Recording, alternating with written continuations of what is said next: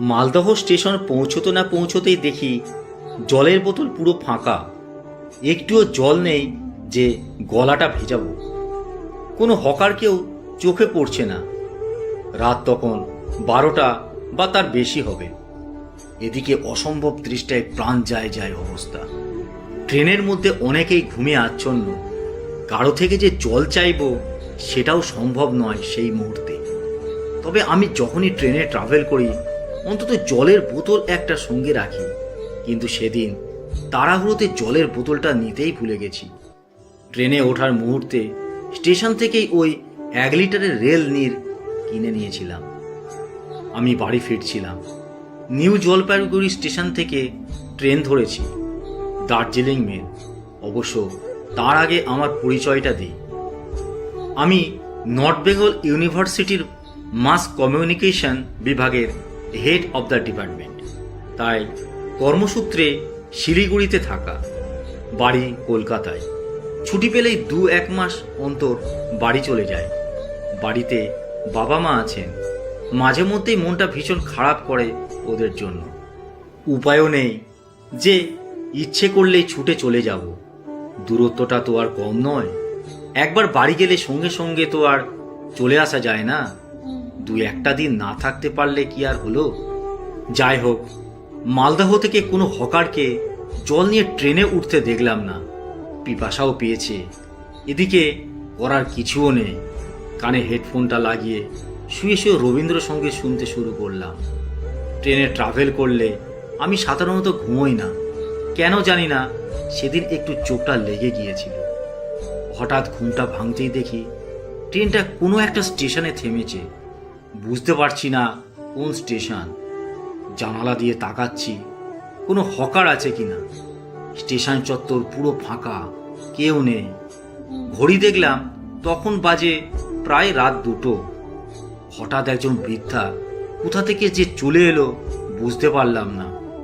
এক মাথা পাকা চুল ট্রেনের জানলার সামনে এসে আমাকে বললেন, কিছু লাগবে তোমার? 1 বোতল জল পাওয়া যাবে কি? প্রচণ্ড তেষ্টা পেয়েছে আমার।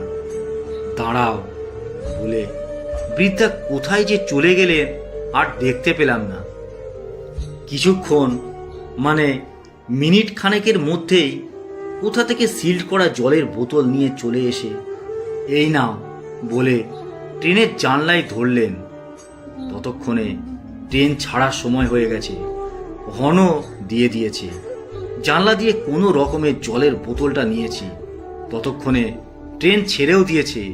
এদিকে মানি ব্যাগ থেকে টাকাটা বের করে দিতে যাব, ট্রেন চলতে শুরু করেছে। ততক্ষণে ভাবছি জানলা দিয়ে কি টাকাটা ফেলে দেব। পুরো কনফিউজ আমি। দূর থেকে একটা কথা ভেসে এলো, থাক দিতে হবে না। দেখলাম দূর থেকে উনি হাত নাড়ছেন, কিন্তু আমি তো ওনার কাছে ঋণী রয়ে গেলাম। ভাবছি কি করা যায়, কিন্তু করারও কিছু নেই। ট্রেন ভালোই গতি নিয়েছে। তারপর স্টেশন ছেড়ে যখন আমার বগিটা পেরিয়ে যাচ্ছে তখন চোখে পড়ল স্টেশনটার নাম রামপুরহাট। তারপর বোতলের সিল কেটে যখন গলাটা ভেজালাম, জলটা অদ্ভুত ঠান্ডা। আর জল খেয়ে এক অদ্ভুত তৃপ্তিও পেলাম। মনে হচ্ছিল তা অমৃত স্বরূপ।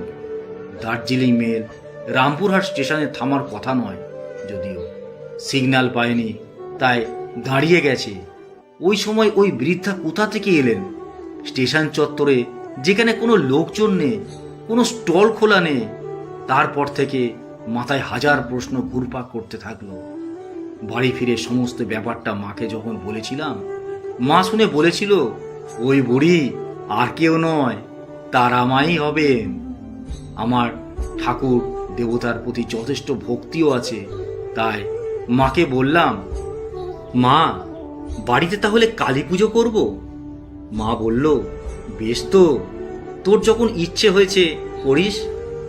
এক কাজ করিস, এখন থেকে প্রতি মাসে কিছু কিছু করে টাকা আলাদা করে সরিয়ে রাখিস মায়ের নামে। তারপর থেকে মায়ের কথা মতন জানুয়ারি মাস থেকে 2000 করে টাকা রাখতে শুরু করি। জানুয়ারি থেকে টানা 4 মাস এইভাবেই টাকা রাখছি। ইতিমধ্যে মে মাসে একটা দুর্ঘটনা ঘটে গেল। আমার মা মারা যান। মায়ের আরাধনা করব বলে ভাবছি, এদিকে মাই আমাকে ছেড়ে চলে গেল। মায়ের চলে যাওয়াটা মন থেকে মানতে পারছিলাম না। মায়ের কাজকর্ম মিটিয়ে যখন শিলিগুড়ি ফিরলাম, তাও প্রায় 1 মাস কেটে গেছে। ইউনিভার্সিটি জয়েন করলাম। শিলিগুড়ি ফিরেও মনটা ভালো নেই। মায়ের কথা সব সময় মনে পড়ে। ওদিকে বাড়িতে বাবাও একা, ভালো লাগে না কিছুই। তখন আশা ছিল বাড়িতে কালী পুজো করব। তারপর মনে পড়ছে সেই বুড়িমার কথা, অর্থাৎ তারা মায়ের কথা। মনের মধ্যে যে তখন নানান চিন্তা ভাবনা ভিড় করে আছে। কৌশিকী অমাবস্যার ঠিক আগের দিন রাতে শুয়ে শুয়ে ভাবছি কথাগুলো। ঠিক সেই সময় আমার এক ছাত্র ফোন করে বসে, বলল, স্যার, কাল সেবক কালী মন্দিরে পুজো দিতে যাব, আপনি কি যাবেন? কথাটা শোনার পর আমি আর না করিনি, কারণ আমারও মনটা চাইছিল মন্দিরে যেতে। আসলে সবই মায়ের ইচ্ছে। বললাম, আমি যাব। পরের দিন আমার ছাত্র শুভঙ্করকে নিয়ে চলে গেলাম সেবক কালী মন্দিরে। মন্দির থেকে পুজো দিয়ে বেরিয়ে আসতে যাব, পুরোহিত মশাই ডাক দিলেন, মায়ের প্রসাদ খেয়ে যেও বাবা। অত দূর থেকে এসে না খেয়ে গেলে কেমন করে হবে?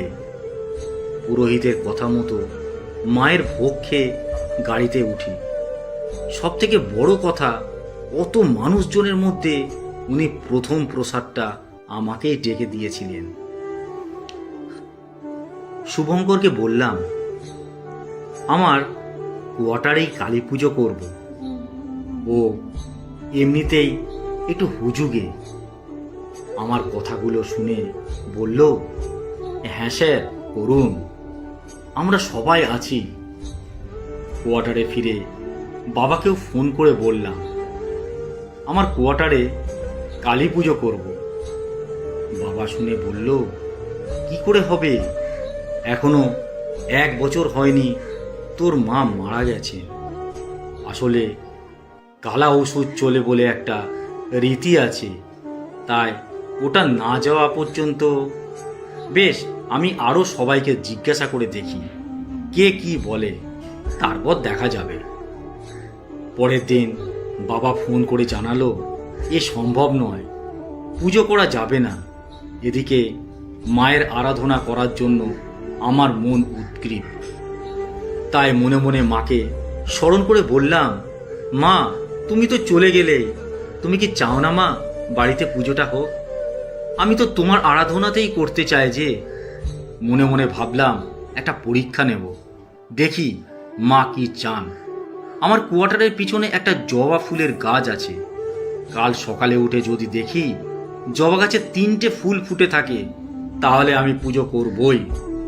কোয়ার্টারের পিছনে যে জবা গাছটা আছে তাতে কোনো দিনই ফুল ফোটা অবস্থায় দেখিনি, কারণ এমনিতেই আমি ঘুম থেকে দেরিতে উঠি। আমি ওঠার আগে কেউ না কেউ ফুল তুলে নিয়ে চলে যান। 3 বছর ধরে এই কোয়ার্টারে আছি, অন্তত গাছে ফুল ফুটে আছে এমন দৃশ্য চোখে পড়েনি। মাকে স্মরণ করে এই কথা ভেবে আমি ঘুমিয়ে গেলাম। পরদিন সকালে উঠতে যথারীতি দেরি। ফুল যে থাকবে না এটাই স্বাভাবিক।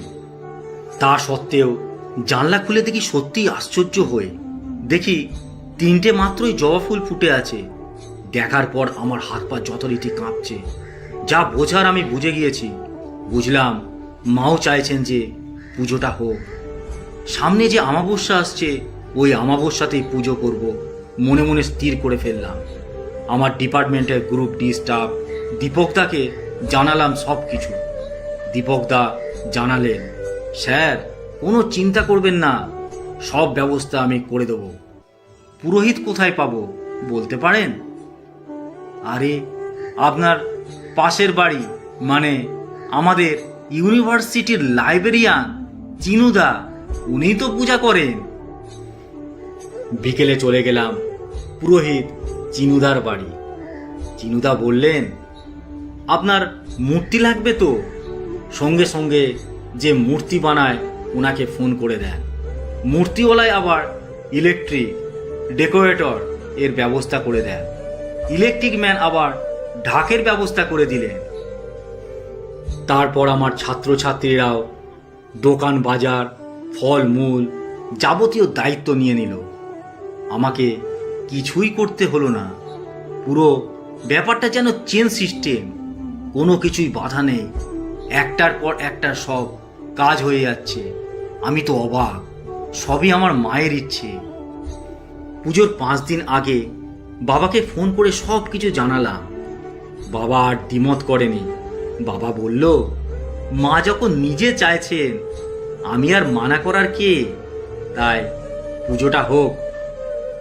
তোমাকে আসতেই হবে বাড়ি থেকে, আর যারা আসতে চান তুমিও তাদেরকে বলো। বিশেষ করে মামার বাড়ি থেকে কেউ যদি আসতে চান।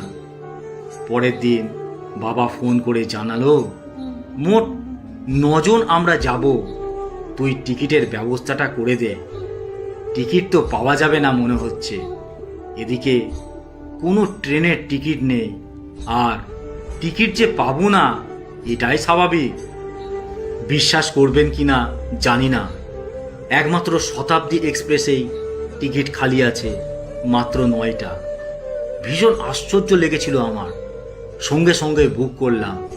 সত্যি বিশ্বাসে মিলাই বস্তু। অবশেষে সেই প্রতীক্ষিত দিন আসে। আমার কোয়ার্টারে মায়ের আরাধনা করি, সকলের সহযোগিতায় খুব ধুমধাম করে এই পুজোটা হয়। আসলে মা খড়গ হাতে এসেছেন আমাদের ভেতরের অশুভ শক্তিকে দমন করতে। তারপর থেকে 2 বছর কেটে গেছে। কৌশিকী অমাবস্যার পর যে অমাবস্যা আসে, সেই অমাবস্যাতেই আমি মায়ের আরাধনা করি। আসলে দৈহিক, মানসিক ও আধ্যাত্মিক শক্তিতে শক্তিমানরাই পারে মহাশক্তির আরাধনা করতে। শক্তির পুজো তাই বীরের পুজো। বীর সন্ন্যাসী বিবেকানন্দ মনে করতেন, পূজা তার সংগ্রাম অপার।